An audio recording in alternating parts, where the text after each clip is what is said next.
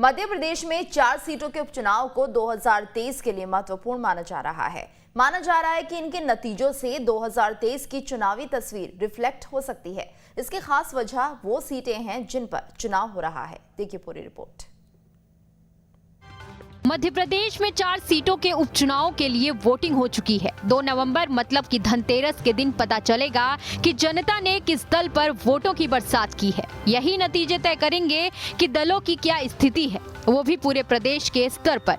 लेकिन कैसे, आइए इसे समझने की कोशिश करते हैं। 4 उपचुनाव में 1 लोकसभा और 3 विधानसभा शामिल है। चारों सीटें प्रदेश के 4 अलग अलग इलाके में हैं। सबसे पहले बात करते हैं खंडवा लोकसभा की।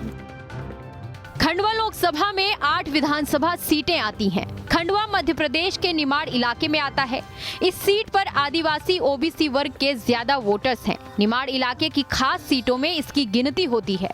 2019 में ये सीट बीजेपी के पास गई थी। नंदू भैया के निधन से ये सीट खाली हुई थी। कौन इस सीट पर काबिज होगा, नतीजों के बाद पता चलेगा। अब जोबट विधानसभा की बात करते हैं। ये विधानसभा सीट रतलाम लोकसभा का हिस्सा है। इसे निमाड़ और मालवा के मिले जुले इलाके के तौर पर देखते हैं। ये इलाका गुजरात से सटा हुआ और रिजर्व है।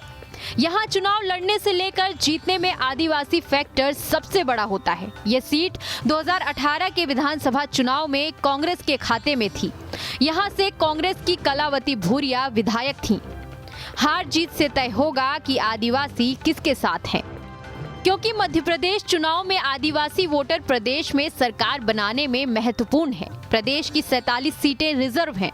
तकरीबन 90 सीटों पर आदिवासी वोट हार जीत को तय करते हैं। रैगांव विधानसभा सीट की चर्चा करें तो रैगांव विधानसभा मध्य प्रदेश के विंध्य इलाके में आता है। विंध्य वो इलाका है जहां से 2018 में बीजेपी को बड़ी जीत मिली थी। कांग्रेस के खाते में विंध्य से सबसे कम सीटें मिली थी। 2018 में इस सीट पर बीजेपी ने ही जीत दर्ज की थी। बीजेपी के जुगल किशोर बागरी इस सीट से जीते थे। रैगांव विधानसभा सीट रिजर्व सीट है। कई बार यहां से बीएसपी का उम्मीदवार खेल बनाता और बिगाड़ता है।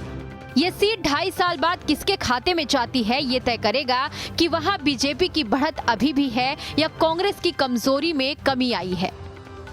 बात पृथ्वीपुर सीट की करें तो ये सीट प्रदेश के बुंदेलखंड इलाके की है। उत्तर प्रदेश के बुंदेलखंड से सटा इलाका है।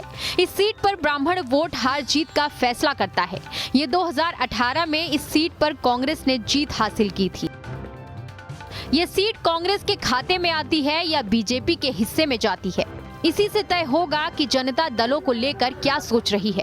मजेदार बात यह है कि ये उपचुनाव ऐसे समय हुआ है जब प्रदेश में कांग्रेस बीजेपी दोनों ने 1.5 साल सरकार चलाई है। जानकार मानते हैं कि ऐसे में जनता का फैसला 2023 के चुनाव की तस्वीर भी होगी। ये जो चुनाव के जो नतीजे होंगे वो मध्य प्रदेश की संपूर्ण राजनीति को एक संकेत देने वाले होंगे। जिसे कहते हैं कि चावल की हांडी का एक दाना देखने के लिए काफ़ी होता है चावल का जो है, तो उसी तरह का ये कि एक आप जब पृथ्वीपुर में चुनाव है तो बुंदेलखंड की राजनीति का मिजाज इसमें पता लगेगा। जोबट में है तो मालवा निमाड़ की राजनीति का पता लगेगा। यानी कि इस 2 तारीख को आने वाले नतीजों से साफ हो जाएगा कि जनता किसके साथ है, किस वर्ग का वोट किसे मिला है। मजेदार बात यह है कि इन उपचुनावों के पहले जनता दोनों ही सरकारों के कामकाज को 1.5 साल गौर कर चुकी है। और दूसरी गौर करने वाली बात यह है कि ये उपचुनाव 4 अलग अलग इलाके में हैं और इनके नतीजों से तय होगा कि आखिर दोनों दलों की स्थिति इन इलाकों में क्या है। वीडियो जर्नलिस्ट अभय के साथ Deepti Chaurasia, news state MPCG।